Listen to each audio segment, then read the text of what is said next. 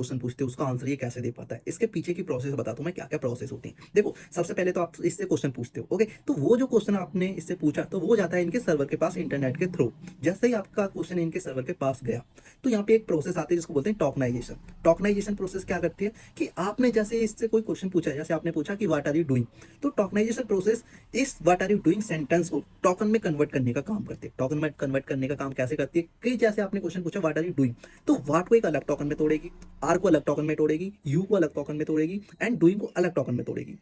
Okay, तो एक एक वर्ड में टुकड़ों में तोड़ने का काम करती है टोकनाइजेशन। जैसे एक एक वर्ड में इसने तोड़ा ना, एक एक टुकड़े को, वाट को अलग वर्ड टुकड़े में तोड़ा, आर को अलग में, तो इसको एक टुकड़े को बोलते हैं एक टोकन। बाट का एक टोकन बनेगा, आर का एक टोकन बनेगा, यू का एक टोकन अलग बनेगा एंड इन सब का एक टोकन बनता है। इन टोकन का एक नंबर होता है, फिर उस नंबर को भी बाइनरी लैंग्वेज में कन्वर्ट किया जाता है।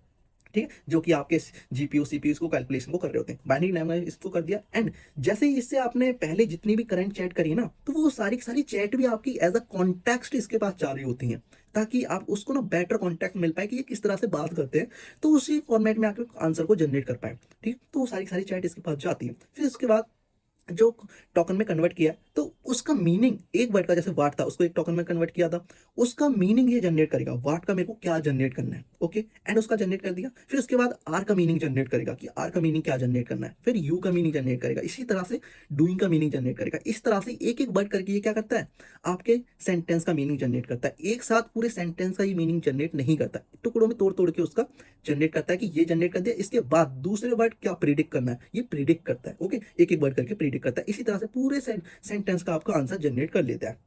ठीक है, तो जनरेट कर लिया था। फिर जो जनरेट करने ये सारी की सारी कैलकुलेशन किस बाइनरी नंबर में हो रही थी। फिर जैसे बाइनरी नंबर में इसने कैलकुलेट कर लिया, फिर से इसको टोकन, आपने टोकन वाली नंबर में लेके आ जाता है, उस टोकन वाली नंबर में लेके आ गया। ठीक है, फिर यहाँ पे एक फिल्टर जैसा वो आता है प्रोसेस, जो कि करते हैं कि इसने जो आंसर जनरेट किया ना, उस आंसर को देखा जाता है कि आंसर सही जनरेट किया है ना, कि इससे कोई हार्मफुल इफेक्ट तो नहीं है। जैसे कि आप इससे कभी कभी क्वेश्चन पूछते हो कि इसका आंसर ये नहीं दे पाता है, बोलता है ये मैं नहीं कर सकता, तो यहाँ पे फिल्टर यहाँ पे चेक किया जाता है कि इसका आंसर ये चेक हुआ है कि नहीं। ठीक है, यहाँ पे इसका आंसर जनरेट कर लिया, सारी चीज चेक हो गई। फिर जो टोकन में जो आपका नंबर कन्वर्ट किया जाता है, फिर से उसको एक वर्ड में लेके जाया है, नंबर में कन्वर्ट किया, पहले तो कैलकुलेशन हो रही होती है इसका आंसर जनरेट करने का, वो बाइनरी लैंग्वेज होती है, फिर से उसको एक टोकन में लेके आया जाता है, फिर टोकन को भी एक टेक्स्ट के फॉर्मेट में लेके आया जाता है। ठीक, ताकि आप उसको समझ पाए, क्योंकि ये बाइनरी लैंग्वेज कैलकुलेशन, तो अगर ये बाइनरी लैंग्वेज में आपको देगा तो आपको समझ नहीं आएगी, तो उस नंबर को कैलकुलेशन को बाइनरी उसमें लाएगा टोकन में, टोकन से फिर उसको टेक्स्ट में लेके आ जाता है एंड फिर से आपको उसको जनरेट आपको सेंटेंस की तरह ही दिख रहा होता है। तो इस तरह से जो इसके पीछे की जो प्रोसेस होती है वो सारी सारी काम कर रही होती है। और हाँ,